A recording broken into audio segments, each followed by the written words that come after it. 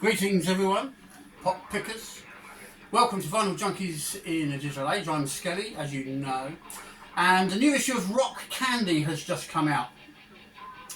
This is a real fun magazine. It's all about retro rock, and Rock Candy themselves reissue lots of interesting albums on a specialist niche label of their own.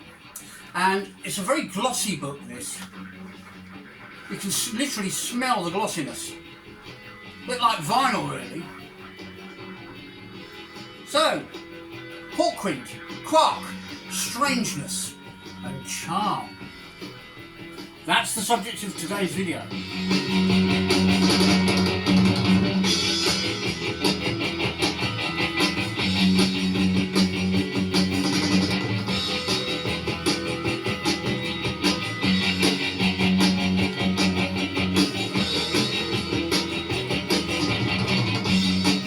This is the opening track of the album, which touches on topics like cloning, very much before all that came about, and artificial intelligence is commented on in the lyrics of this song, from an album that was released in 1977.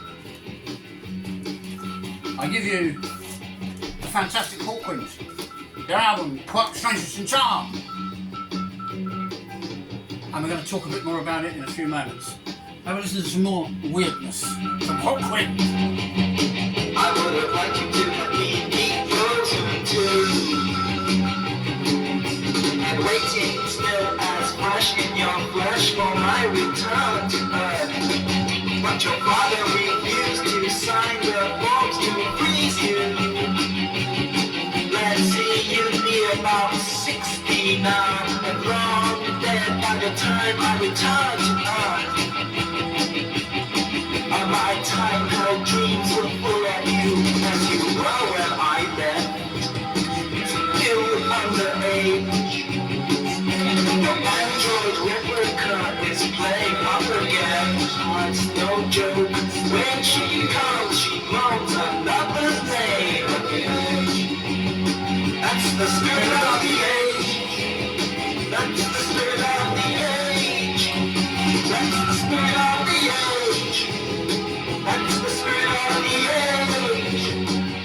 The spirit of the age. Now, the one constant with HAWKWIND is, of course, Dave Brock, one of its founders, who has co-written most of everything they've ever done. The co-writer on this album was one Bob Calvert. Now, Bob was a poet more than he was a musician, so his role in the band was to do vocals, like you've just heard, and he had a real quirky, unique voice of his own. And he also did a lot of spoken parts.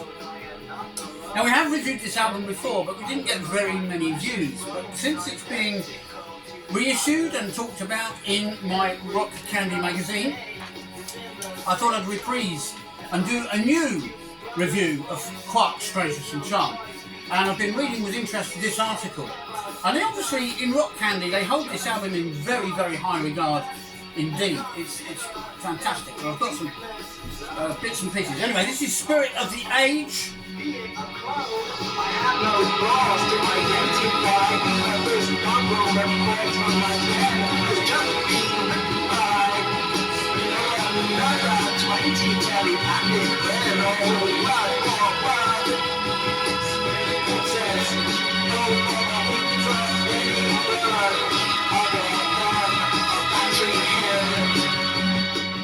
and the lyrics of that song make for very interesting reading indeed. Now, HAWKWIND at this stage had started out in their early incarnation as a bit of a psychedelic, kind of hippie type of band, and they morphed into a space rock band. By the time this studio album was released in 1977, they had put out the most immense live space rock album of all time, rating amongst the top 10 of all the time best live albums. It was called Space Ritual. But for an entry point into the world of HAWKWIND, I always recommend this record. Some of the fans regarded it as more of a pop album than they'd ever done before. Some of the songs are certainly much more accessible, as we're going to find out, than some of their other work. But it's a great introduction to the band because this record actually covers a bit of everything they ever did. The stuff with Eastern themes, the straight out pop rock coming up shortly, which you're going to hear a little bit of. It's a really great album, a terrific album. I remember when it came out, I was 18 years of age in 1977. Here you are, do some maths and you know how old I am. And I went on the tour to promote this album. And let me tell you folks, it was absolutely superb. Now this was the label they were on, it was called Charisma, and it was the label that bands like Genesis were on, very serious sort of prog rock bands. And what I think I want to play for you next is the title track of the album, Quark, Strangeness and Charm. This is a good straight up pop rocker. And it happens to be, well, thank goodness for that, it happens to be track 1 on side 2. That's a bit good, isn't it? Lucky me, eh? So we're going to get this one going. So, Quark, Strangeness and Charm, the title track.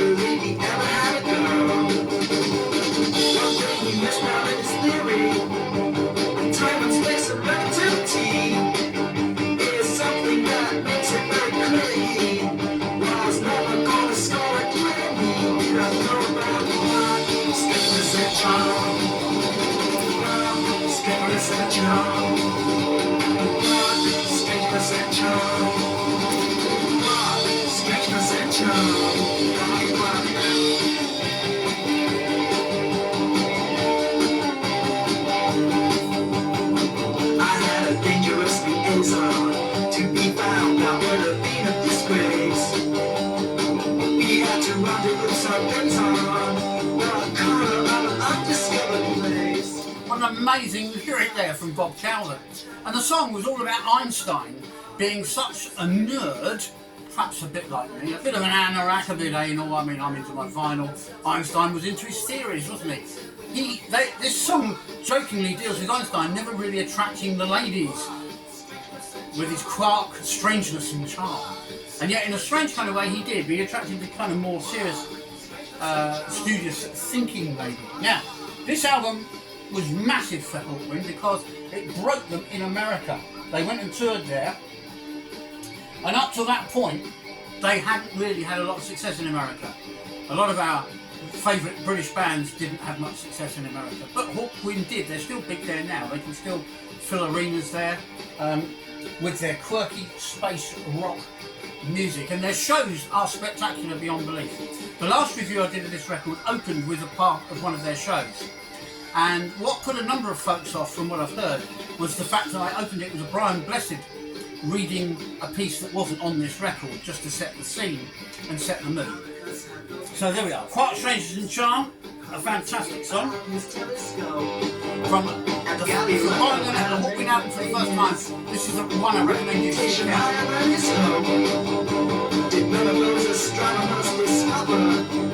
And as you saw when I held up the sleeve, no barcodes. This was another second-hand purchase. This was in Empire Records in Singapore. Strangeness and charm. Strangeness and charm. Strangeness and charm. Strangeness and charm. Strangeness and charm. Strangeness and charm. Strangeness and charm.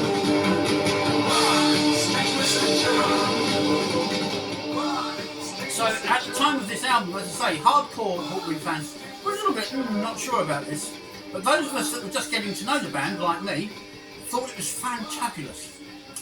Well, I want to thank you all for watching and subscribing. I hope you like this album. I hope more of you have seen this than last time, because it is a cracking album. We're going to finish with my favourite track on it, which is an Eastern piece, which actually predicted the difficulties that would develop between the Muslim Eastern world and the West. Done with a lot of affection.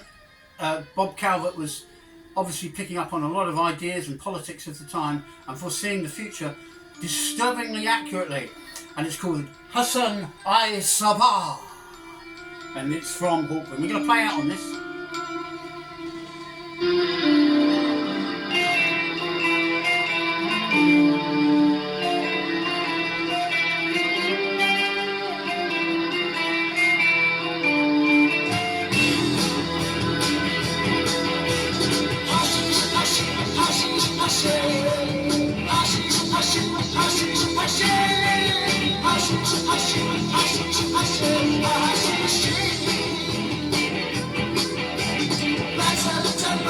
What's that you said? It's not loud enough. Charlie, they can't hear it, mate. Turn it up a bit. Do their ears in.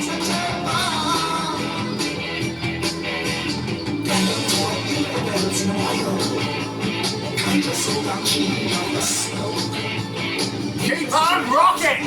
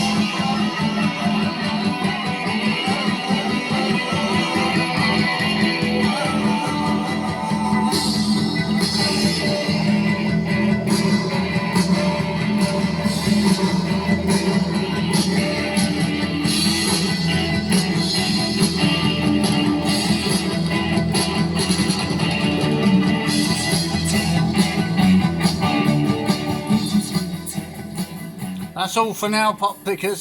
See you next time.